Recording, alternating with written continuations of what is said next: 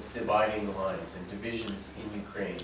And perhaps Yuri alluded to this about it being not geographic, but if we could touch upon people, geographic, poor versus the middle class, political parties, political views, the 4 or 5 main political parties. How? I actually have a little bit more, I think, objective on this one. I'm not Ukrainian. I actually don't speak Ukrainian. I speak Russian because that's what I learned when I lived in Moscow for 10 years. My wife's Ukrainian. My kids have Ukrainian. For me, the whole. I wrote a paper when I was 19 years old on the ethnic language split of Ukraine. As it turned out, I ended up moving there. My opinion is that the whole split of Ukraine, the whole dividing lines of Ukraine, is this kind of Cold War view of a country that's just not terribly accurate. Ukraine is a divided country. Ukraine does have a problem with a national idea, or the lack of a national idea that can unify it. I do believe that, but the split is not an East-West split in particular. I mean, there's a South issue, there's Transnistria, there's other issues, but I think that the real split, kind of Maidan versus Berkut, Maidan versus government.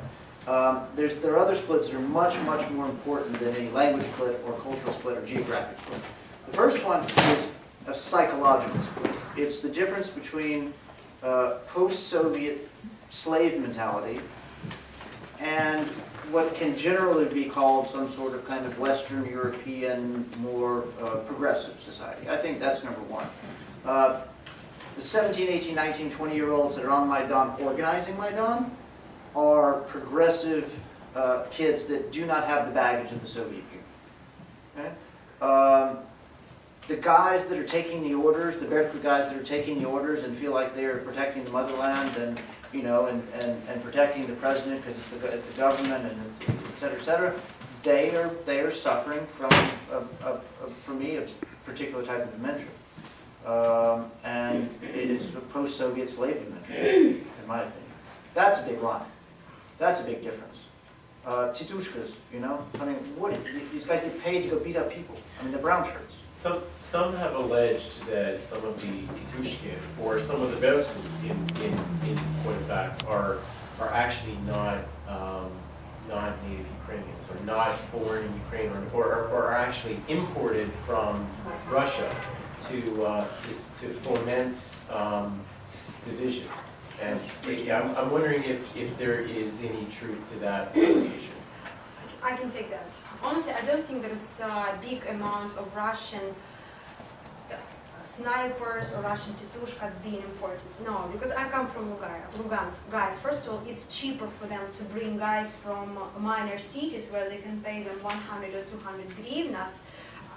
Why would they need any Russian guys? I think it's just a card which is very well played now.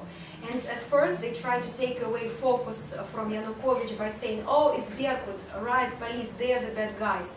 And everybody started hating Berkut rather than actually understanding, look, they are manipulating with our conscience.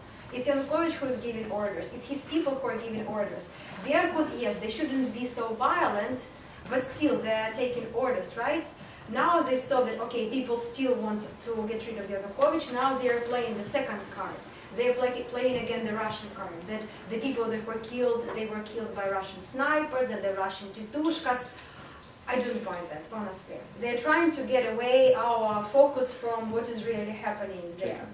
Yes, they're taking off responsibility. Coming to the division, being again one from Lugansk, I think that there is division, very big division in terms of culture. With all the respect to my home Eastern Ukraine, don't forget that Eastern Ukraine had very big influence of Soviet Union. They had big industrial enterprises.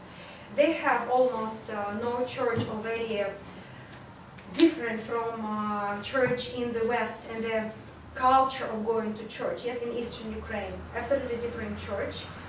absence of community, while in Western Ukraine, Hramada is very important, it's very powerful. In Eastern Ukraine, no, there is no Hramada, there is no community. Then culture, or how you can relate several centuries back. Look at the Western Ukraine. In the Western Ukraine, they sing traditional songs, they have all those traditions, culture, whatever, обряды, you understand what I'm talking about. In Eastern Ukraine, they have no roots. They have nothing to relate to. Their culture is very, very short in Eastern Ukraine. What do they relate to?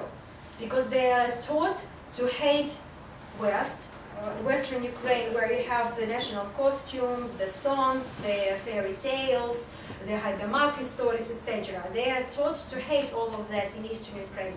That's why they don't have many roots. They don't have where to hang on to. And then a very important last point is private property.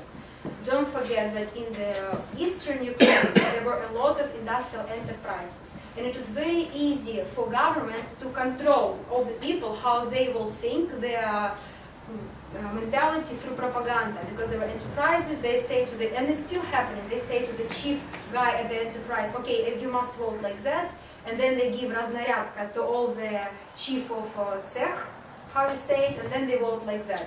But in western part of Ukraine, because they did not have so many enterprises, and the private property and private ownership, право власності, воно не було так винищено, як воно було винищено на Східній Україні. It was not so killed as in the Western Ukraine. And that's why I think there is very big difference. All these major issues which I see as biggest difference in culture, in the mentality of the Western Ukrainians and the Eastern Ukrainians.